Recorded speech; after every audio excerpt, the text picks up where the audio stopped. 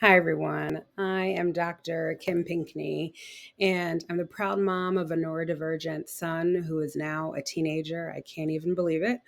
I'm also an instructional designer, performance improvement consultant, an advocate for inclusive education. I help parents navigate through special education systems and all the things. I was thrilled when Andrea from TCS asked me to do a video for you all that really talks about what I've learned along the way, especially when it comes to navigating therapies, which we know are so vital for the outcomes and success and comfort and ultimate achievement of our kiddos. So I'm happy to present to you Finding Your Therapeutic Village and Navigating Therapies at the Intersections of Neurodiversity and Race. So, first, I'd like to just talk about my journey. I can remember being a new first time mom, not really knowing what to expect at all. But I was a former teacher. I have an education background. I taught middle school Spanish. So, I was a language person. And I was also at the time when I had my son a doctoral student. And we went through, several screenings like you do at the pediatrician's office. And even though I had some budding concerns about maybe some language delays, not so sure if my son was recognizing his name, things like that, I was really just kind of brushed off and told, that's sort of typical of boys. My son did go to a preschool because I worked, full time and was also a graduate student. And his dad at the time, was a TV news producer. So we had busy lives, and they had noticed some things that, we didn't realize that Gavin, your son knew his colors, but he just would call them out from across the room, but not really respond when we were asking, hey, what color is this? So I did reach out to early intervention services at our county level at the time. We were in Maryland at 18 months, and then again at 2.5 years old. No real diagnoses, some kind of like, we can give him some services, but they were like, he's, such a personable kid and was kind of smiling and flirting and saying things like, uh-oh. And so that was really that was all we were kind of given. And we even then I went to two separate developmental pediatricians who came highly recommended. And I remember, one telling me, this is a handsome kid. And, nothing really came out of all of these appointments. Right. And so that left me with feeling like a complete failure. Right. I knew that I was a first time mom and didn't really know what I was doing. And I felt like, well, if this is just, no real diagnosis is going on and I'm an educator, well, then this must be my fault. Right. And that guilt and that shame that I felt really did take over in a lot of ways. Finally, I went to the autism center, specifically within the medical sort of practice that I was seeing some other developmental pediatricians, in essence, kind of went above their head and made an appointment. And then at 4.5 years old, I remember the day crystal clear. It was November 16th, 2016. After 45 minutes, my son received a diagnosis of autism. And at that point, he was 4.5 years old. So this was a journey that I officially started asking some questions when he was 18 months old. And it was not until he was 4.5 that he got this diagnosis. One of the things that I think that story really reflects is the experience of, unfortunately, many Black and Brown families. Especially at the time, research showed differences in the rates and ages of diagnoses for autism spectrum disorder among racial and ethnic groups. So due to bias, misinterpretations, misclassifying behaviors of Black and Brown people, stigma diagnoses, all of those things, distrust of the medical professionals, perhaps sometimes a lack of access to resources, any combination of those things really led to some diagnoses disparities at the time, such that Brown and Black children were really diagnosed less often and then later in life. I was fortunate that my son was able to be diagnosed at 4.5, which all things considered is relatively early. But when you think about me starting to ask questions at 18 months and then not receiving a diagnosis until he was 4.5, that is a long time to wait. There's a long time to wait when I felt then like a failure that whole time. It's a long time to wait, knowing what I know now in terms of therapies that he was essentially denied because he didn't have a diagnosis, supports, accommodations that were then denied because he didn't have a diagnosis. So these are the things that sort of make my blood boil. And one of those things we have to be aware of in this community. So with all that being said, I've had to navigate through a lot, right, in this journey with my kiddo and all the things I've learned along the way. So I do have some tips for you all that I'd like to just share. And these are things that have worked for me. These are also tips that I usually share with other people as I'm working with them. The first is to breathe and love your child. The second is to filter out the noise. Third is seek culturally and neurodiversity-affirming care. And the fourth is balance.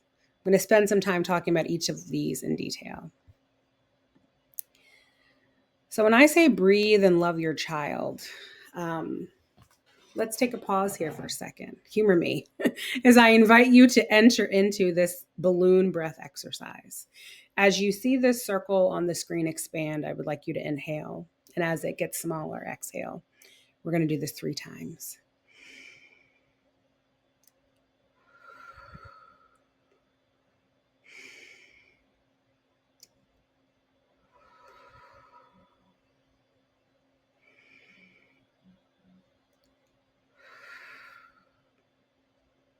So notice how you feel. Hopefully a little more grounded, a little more present in your body, maybe even a little more relaxed, right? That's the power of breath. And that is something that is crucial to sustaining ourselves, to getting ourselves ready for the task at hand, for sustaining us on the journey. And breath work like this is also something that's very important for us to model for our kiddos, right? Modeling how we can come back to our breath, get centered, get grounded, how we can regulate ourselves. It's really important for us to do that and modeling it for our kiddos, and then also teach that to them as well.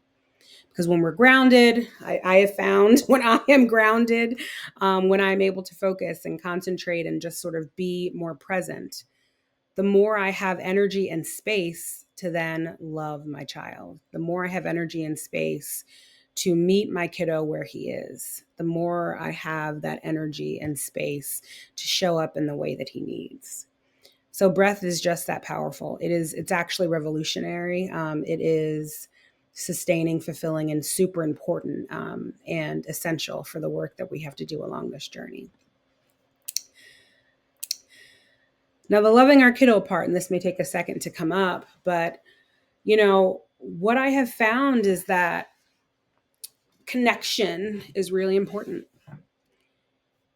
And so once you're grounded and have regulated yourself, you can then really focus on your child and meeting them where they are.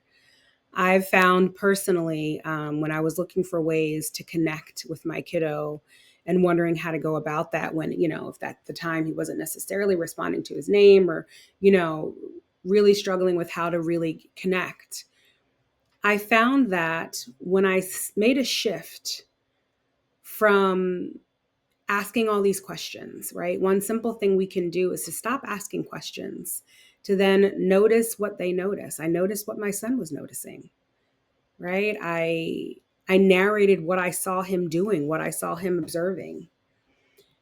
I shared space with him in a non-intrusive way. Essentially, I was entering his world, right? And so we were both able to relax into sharing some time, enjoying time together. And it didn't look like how I thought it was going to look, right? It's not this question, hey, what do you want to be when you grow up? What is this and that and the other? It was really just about being and pausing, being present and sharing space and really entering his world. And I found out it's a pretty cool place to be, right? There are things that my son notices that I would never have noticed. For example, my son, he can somehow see power lines, like electrical power lines, miles and miles away, and point them out and marvel at them. I never would have thought twice about a power line, right? And now we have these sort of like scavenger hunts when we're on road trips. It's amazing. And that opens up this this trust, right? Entering his world allowed me to establish trust with him, establish a safe place with him. And entering his world, then there would become different windows of time and opportunities where then he could also enter mine, and I could bring up things that were important to me. But this is the foundation of relationships and navigating therapies, because it's through that connection first that really helps to set the stage for everything else you're going to have to do. It was not an accident that I focus on connection first before any of these other tips. The connection you form with your child is pivotal in helping to filter out the noise. And what do I mean by that? One thing I know for sure along the journey, there were certainly lots of people with lots of opinions. People that you know or that I knew were in denial. They may be in denial for your case as well. People who you don't know as well may pass judgment on you and even your child. Even therapeutic providers, right, have their own biases, their own assumptions and approaches. There's going to be a lot of noise.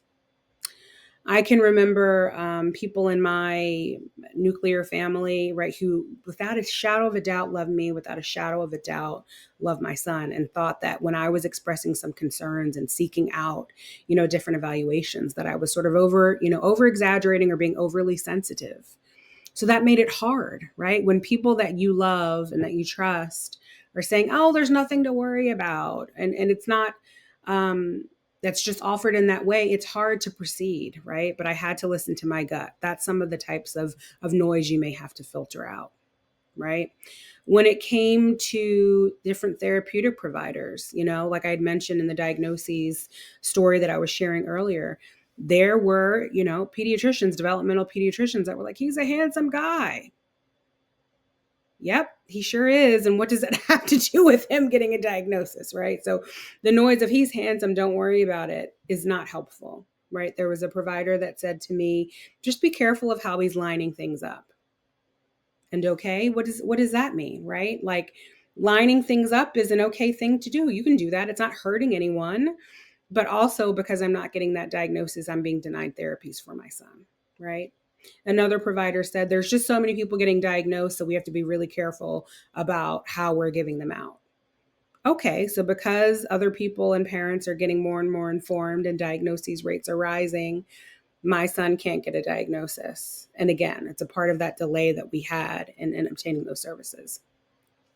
I also mentioned people that, don't know you very well. I can distinctly remember a time when I took my son to a fast food restaurant that has a play area that he loved frequently. And at that time, this is before we figured out exactly what worked for us, transitions were hard, especially when you were going from a preferred activity to a lesser preferred or non-preferred activity.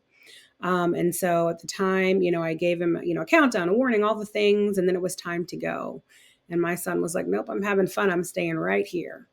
And I called out to him all of these things. I could feel the eyes of the other parents on me.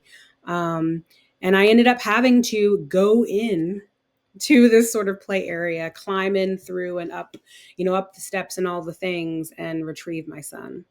There was a lot of judgment. I could feel it from other parents. And they were just like, oh, my child comes as soon as I ask them to come. Well, great. That's not my experience. We have some other things we're dealing with. But again, the guilt, the shame, all of those things, that at times I would let it paralyze me, right?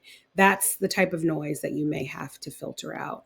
And I think it's harder to do that without having a connection with your kiddo, without getting to know them first and kind of understanding who they are and understanding what your call is to be their parent. So the third piece of advice deals with seeking culturally and neurodiversity affirming care. So culturally affirming just refers to practices, environments, approaches that actively recognize, validate, celebrate, and support an individual's cultural identity, heritage, and lived experience. It goes beyond simply being aware of or tolerant of cultural differences, sensitivities, and competence. Instead, it involves a proactive and positive stance that seeks to leverage cultural strengths and foster a sense of belonging, right? That's so important, especially as we consider navigating these systems as Black and Brown people. We certainly want to be made to feel like we are welcome, that our culture is valued, that we're not being asked to fit inside some other box just to receive care, and that can be difficult. Neurodiversity affirming really refers to people and practices that understand that neurodivergency, neurodiversity itself is a naturally occurring thing, not necessarily something that always needs to be fixed, right? That this is just a part of the human experience. That instead of seeing a STEM as something that is different, that needs to be stopped and corrected, really understanding about how that really works to support the person, the individual, as a part of who they are, and allowing them to navigate the world and feel safe and comfortable, right? It's things like being aware of masking and not considering that to be a good thing, but understanding the harm that that can do to a neurodivergent individual, not forcing them to fit inside a box. Again, it's really about supporting people as they are, as they show up, and having a strengths-based approach, right? Leveraging strengths so that we can work on other things that really need to be worked on. That's the crux of it. So what are some of the ways in which we can make sure we're seeking that culturally and neurodiversity affirming care? One of those methods is to really seek out representation in your therapeutic providers. And what I mean by that is having a person of color, a provider of color, important to you? If that's important to you, seek that out, right? You can do different filters and searches through your insurance companies. There are websites that can help connect you with therapeutic practitioners of color. That is absolutely something you can do. The same thing with, seeking out neurodivergent providers. Right now, there's lots of providers who are actually autistic or neurodivergent in some way, maybe having ADHD or something else along within the neurodivergent sort of movement. So if that's important, seek that out. But representation is something that is key.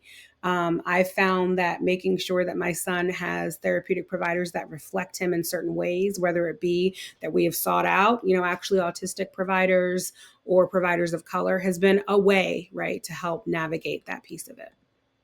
But that's not the only way. You also should feel empowered to ask questions, and ask questions frequently of any and all providers that are going to be working with your kiddo. So one of those questions that I have asked in the past, I'll share them with you. So what training or professional development have you undertaken related to being neurodiversity affirming? You can just ask that question and see how, not only see what they say in response, but how they respond. Does the question make them uncomfortable? Do they have a good answer, right? Are they able to say, hey, this is what neurodiversity means to me, and this is how I ensure that we are being affirming in that way? How do you ensure that your assessment tools and methods are culturally sensitive and don't lead to misdiagnoses or misinterpretation, right? Making sure that, for example, if there are certain cultural practices that are showing up for your kiddo when they're being evaluated, you can explain that to the evaluator so that it's not misinterpreted in another way. In some cultures, it is disrespectful, right, to look an elder in the eye. And in the neurodiversity community, for some people, that's really harmful and hurts and overwhelming, right, to their sensory system, to their body. So those are all things that practitioners need to understand, and that we can ask those questions about how they interpret those things.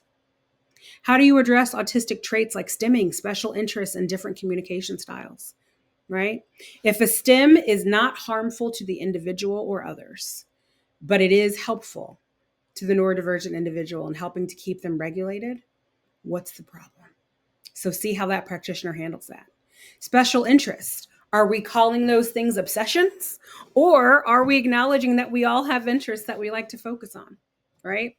And then different communication styles. If someone is nonverbal, does that mean they don't understand? Does that mean that we don't help support them in communicating their needs, whether it be through AAC devices or letterboards? All of those things are important.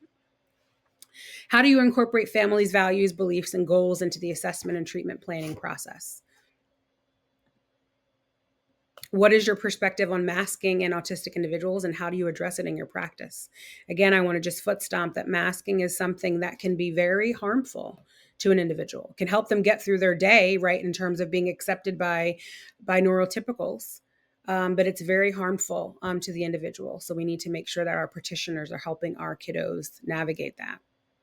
Can you give me an example of how you've adapted a treatment plan to reflect a family's cultural background or traditions?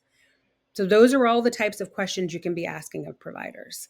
And it doesn't necessarily mean that you have to find a provider that either looks like you and your family, or that is neurodivergent. They just have to be able to sort of address these questions in a way that makes sense to you. One of the things that I'll mention an example, one of the reasons why I love Andrea at TCS so much, I was able to ask her, I mentioned to her that my son was really struggling with lotion, right? It was cold in the winter time. He didn't like the feel of it, didn't like the spreading of it on his body. And so I mentioned this to her, but I said, hey, we are a family of color. I'm not going to have my son out here ashy and all of those things. Like, so lotion or something that is giving us that effect is really going to be important. Is there something we can do with you as an occupational therapist to help navigate that? And she took it upon herself, did some research, and found, all over body balm. I didn't even know that this existed, but essentially they're lotion sticks, right? That Vaseline makes. And so it's a stick. The temperature is regulated. It's not that sort of liquidy substance that we had to then use and navigate through. And my son to this day still uses these, right? So what I'm highlighting there is that this practitioner, Andrea, in this example, listened to our concerns, took them to heart, knew that it was important for us and our family, and helped us find a solution that was going to work for us. And that's what you need, right? That's the type of dedication you want to search for in a therapeutic provider. Finally, as you go through this, you have to really identify what your green flags are, what your beige flags are, and what your deal breaker red flags are. For my green flags, for me, they include practitioners who don't shy away from answering my questions, that have a strong emphasis on continuing education and neurodiversity affirming care, right? And my red flags, I'll be honest, I definitely check their social media. Anyone who ever works with my child, whether that be a teacher, a therapeutic provider, what have you, I definitely check social media, check their professional and their personal profiles, just to get a sense, for who is really going to be working with my kiddo. In a lot of instances, in certain practices of care, they may be coming into your home. They may be working one-on-one with your child, and it's important to know kind of, what if their political affiliation and or political mores match with yours. It's important to know if there's anything that comes up that sort of anti autistic, any of those things that comes up that maybe doesn't align with your family's values. You can consider that, and you can ask for a different practitioner. That is perfectly within your right? I definitely had to do that a couple of times, and I went back on the dreaded waiting list. That's just what I had to do to keep my son and my family safe.